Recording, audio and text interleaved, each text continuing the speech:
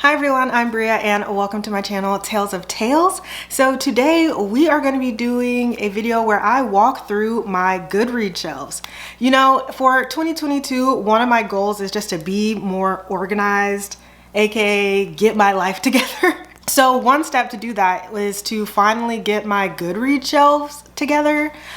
Previous to me organizing them, I just had like the three main shelves that Goodreads defaults you to, and I had about 400 books in my want to read shelf. So not only will this hopefully help me stay organized, I also want to try out StoryGraph, which is essentially like a Goodreads alternative. So I want to try out like Goodreads versus StoryGraph this year, just for my own personal knowledge and usage.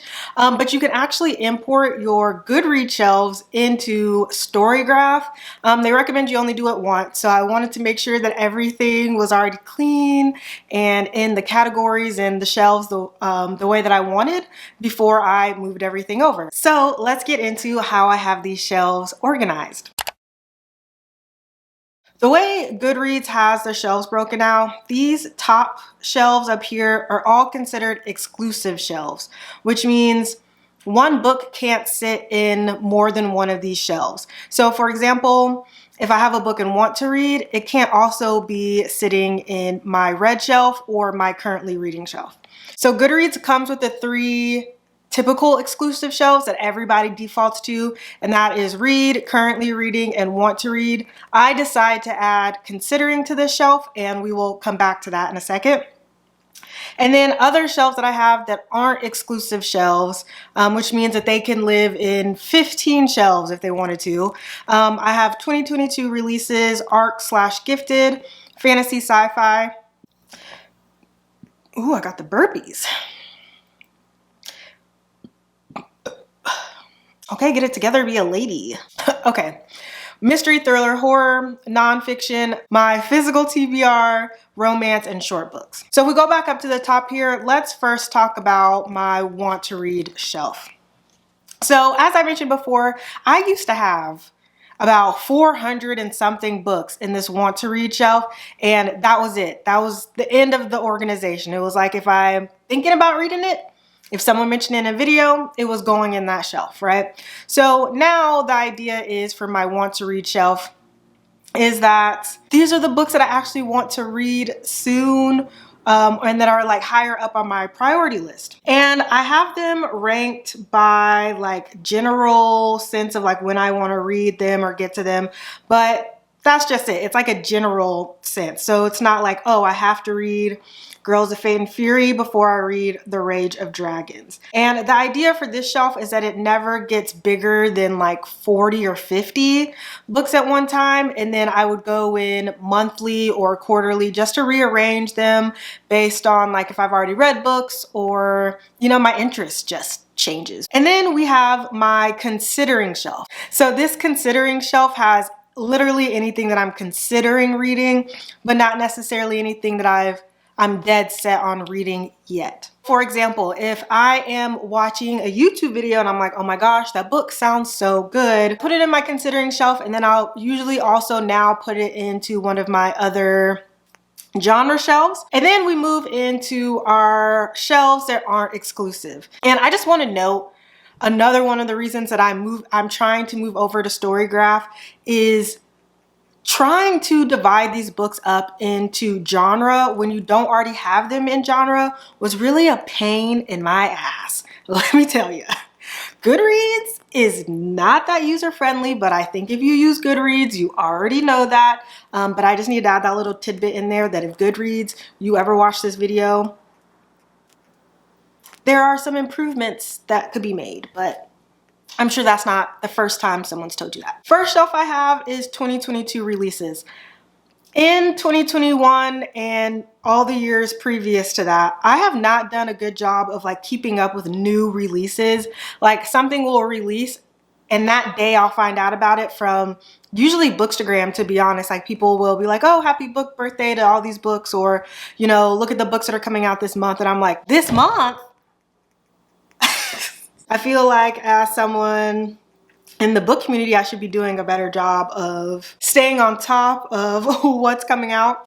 So that's what this shelf is. It's just that if I hear about any 22 releases, I'll put them in here. So this way, when I do decide to move things over into my considering shelf, or when I start to do my TBR videos, which should be pretty fun, I'm gonna just say that right now. This will be easier for me to pick from if I do end up needing to pick a book that is a new release. And then up next, we just have ARC/gifted books. So through my Instagram, I do occasionally get ARCs, or I'm like gifted books. And I'm not gonna lie, again, I don't do a good job always of like staying on top of it. I do read the books, but I want to read them in a timely manner. And then these next couple of shelves are literally all just done by genre.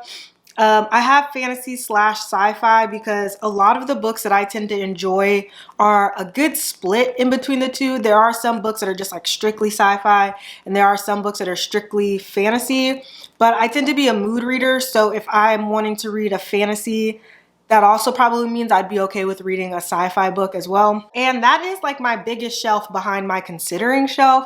And that makes sense to me because fantasy and sci-fi is like my origin story. Like in the past couple years, I've been getting into other genres, but fantasy and sci-fi was really what got me into reading. And it's still something that I enjoy. More so sci-fi than fantasy now, but I'm starting to refine my love of fantasy. Yeah, I have 128 books in here. I don't have these sorted in a way of like most anticipated to read or anything like that. And then we have mystery, thriller, horror, similar to fantasy and sci-fi. I just keep them all together because usually if I'm in a mood for horror, then I'd be okay with reading a mystery or a thriller. And I just don't think I would have enough books to make them their own shelves. And sometimes it gets a little blurry with genres, you know, especially mystery, thriller, horror. I feel like some of those are a little subjective because I've read horror books and I'm like, is it horror? Is it? Or is it just like a thriller that has like one spooky element? Or vice versa, I've read some thrillers where I'm like, I'm terrified. So it's a little subjective sometimes in my opinion, so I just have it all sitting there together. I have about 50 books on this one. I'll get to them at some point, right? Nonfiction. This was probably the easiest one for me to sort because it's easy to tell if something's fiction or nonfiction. So, but out of the 30 books on here, it's probably safe to say about 20 to 25 of those books are, I just lost my train of thought.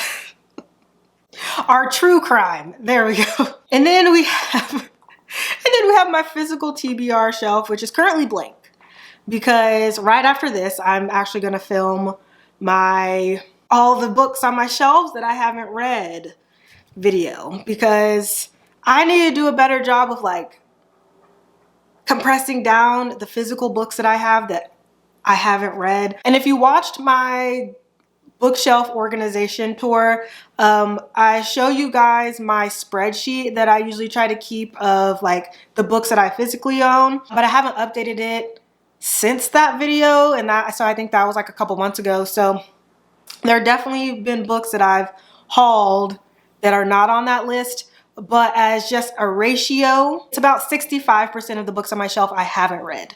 So I really want to go through and see exactly which ones those are, and so I can add them on this list so that I can start knocking them down. So I know there's always a big conversation about like consumerism when it comes to books and stuff, but I also understand that like buying books do bring people joy. And I think that if you are in a financial position where buying books makes sense to you, then by all means. But at the same time, I definitely think there needs to be a balance between the amount of books you buy and the amount of books you read. So I'm trying to find that balance. And then next up we have romance. In the last year or so, I have been picking up on the romance that I like to read.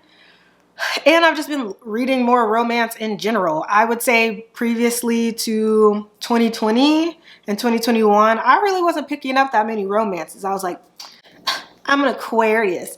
I don't like romance. But in reality, I'm a hopeless romantic. So I actually really enjoy reading romance books, but I will say I usually tend to read diverse ones because I'm gonna be real with you. Just seeing two straight white people fall in love is just,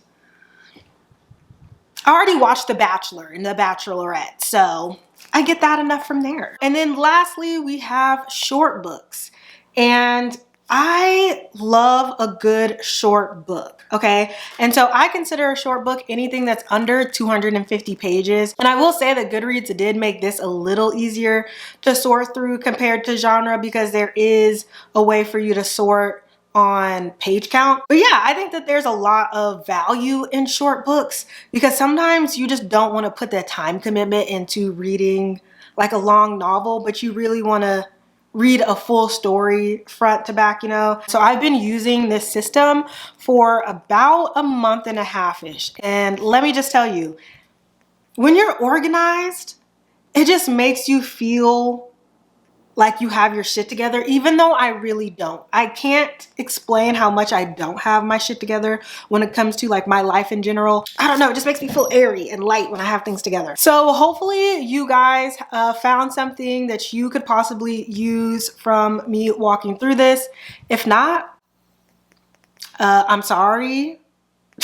Hope you guys enjoyed this video. Again, let me know down below how you track your books. Is it physical? Is it a digital TBR? Just let me know. I'm interested. I like to see how other people have their lives organized. But I love you so much, and I hope you guys have a good day and a fantastic week, and I will see you in the next one. Bye.